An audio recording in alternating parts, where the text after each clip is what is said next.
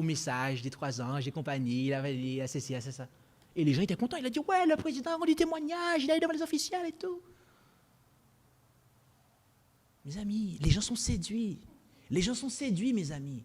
Et si aujourd'hui nous sommes séduits, mes amis, quand l'heure de la tentation va arriver sur ce monde, que va-t-il advenir de nous? Si dès maintenant on est séduit et qu'on ne se rend pas compte, mes amis, que le mouvement œcuménique est plus proche de nous que ce que nous l'avions pensé.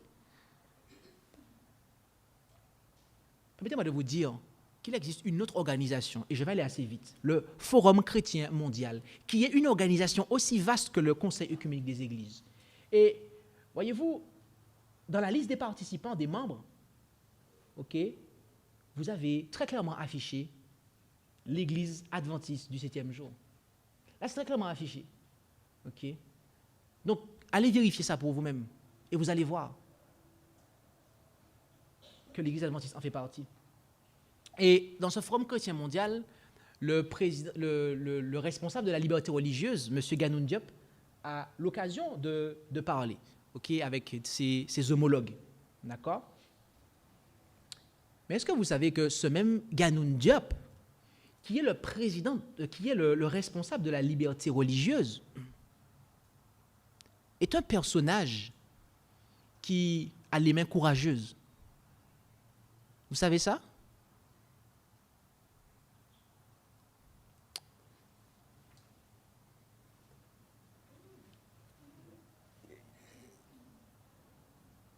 Le directeur de la liberté religieuse de la conférence générale a eu l'occasion d'aller serrer la main de l'homme de péché, de la papauté.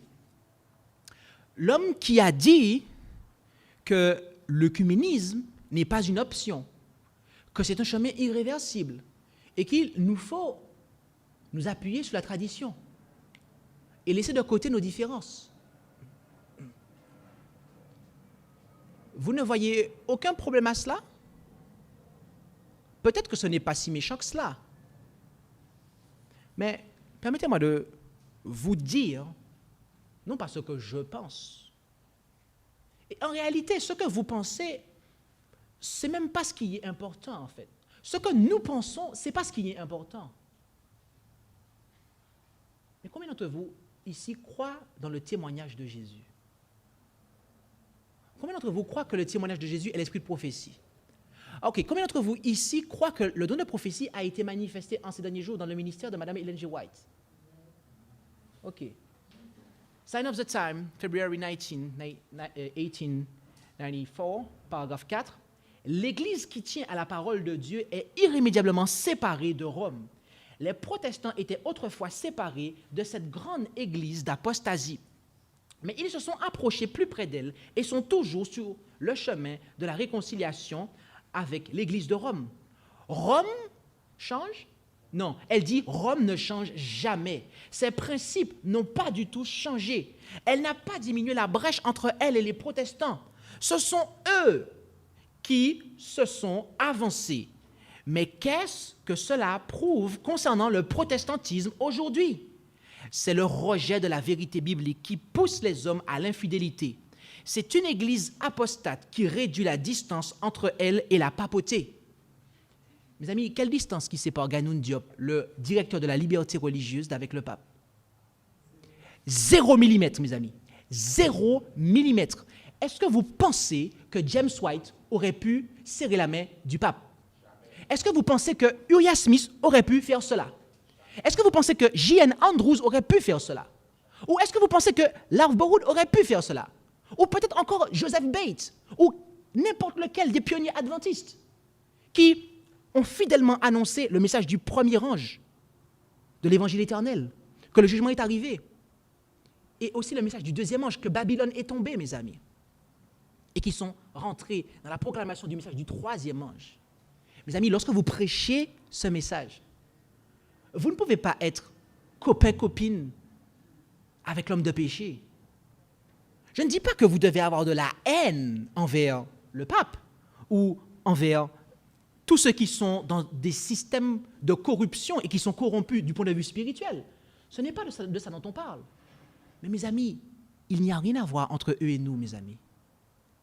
Rappelez-vous, le Dieu de notre salut, c'est le Dieu qui sépare son peuple et qui le fait sortir de l'œcuménisme. Et c'est le Dieu d'Israël, mes amis. Et le Dieu d'Israël, ce n'est pas le Dieu de Babylone. Moïse, quand il est revenu devant Pharaon, c'était pas pour lui serrer la main. C'était pour lui dire, Dieu m'a dit, tu laisses partir mon peuple. Tu laisses partir mon peuple.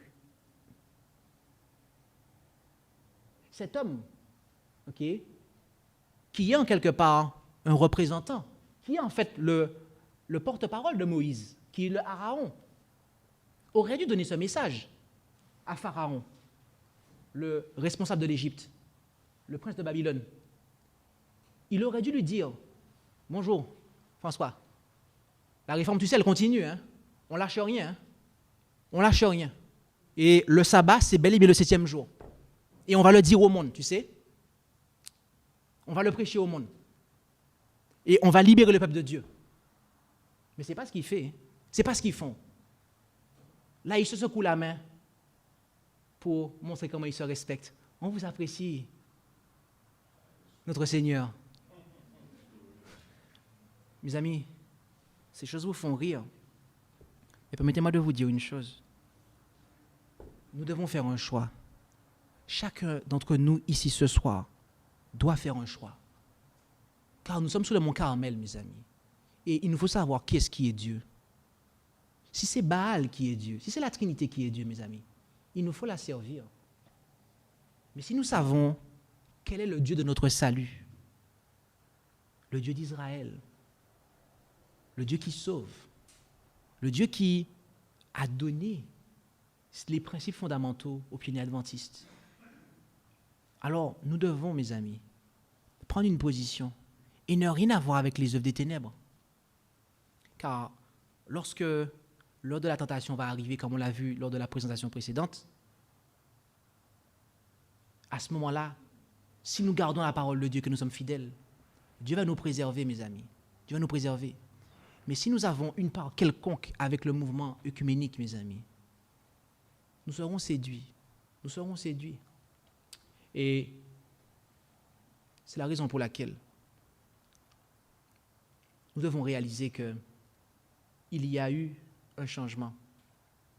Nous devons réaliser que les églises protestantes sont tombées dans le piège de la papauté. La dénomination des adventistes y compris, elle avait un fondement au départ qui n'était pas le même que le fondement du mouvement œcuménique. Mais qu'est-ce que Satan a fait? Il a pris le fondement et il l'a donné à l'organisation. Et c'est sur ce fondement-là, officiellement, que l'on bâtit depuis 1980. Mes amis, sur quel fondement voulez-vous bâtir? Sur un fondement solide?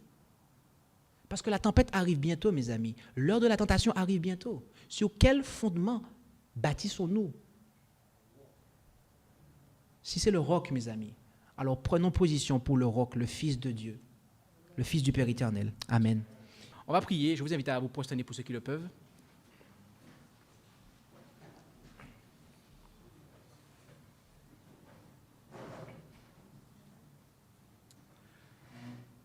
Notre Dieu, notre Père, nous voulons te remercier pour ta parole qui est une lampe à nos pieds et une lumière sur notre sentier.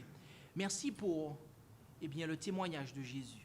Merci de ce que tu as confirmé par révélation, ce que tu as enseigné à ton peuple par l'inspiration de ta parole. Et tendre Père Céleste, nous voulons marcher sous les anciens sentiers. Nous voulons prêter attention de manière décidée et résolue à la voie, au sentier que tu as tracé pour nous. Et nous savons que l'ennemi a été à l'œuvre et est encore à l'œuvre, car il désire nous proposer sa contrefaçon qu'il a préparée pour que nous soyons séduits et piégés lorsque la crise finale arrivera. Et Père, c'est maintenant pour nous le moment de pouvoir garantir notre salut, de pouvoir travailler à notre salut avec crainte et tremblement, d'une manière toute particulière, en ce que tu nous appelles à nous distinguer et à nous singulariser pour ta gloire, et non pas pour notre gloire, mais pour ta gloire et pour faire ta volonté. Alors, tendre Père Céleste, éclaire-nous, montre-nous la voie d'une manière limpide et que nous puissions examiner ces choses, voir ce qu'il en est et prendre une position pour ta gloire, que nous puissions, de manière à ce que nous puissions faire ta volonté. Bénis chacun d'entre nous, accompagne-nous dans nos demeures respectives et ramène-nous en sécurité demain soir pour la suite du séminaire. C'est en Jésus que nous t'avons prié, Père, et pour ta gloire. Amen.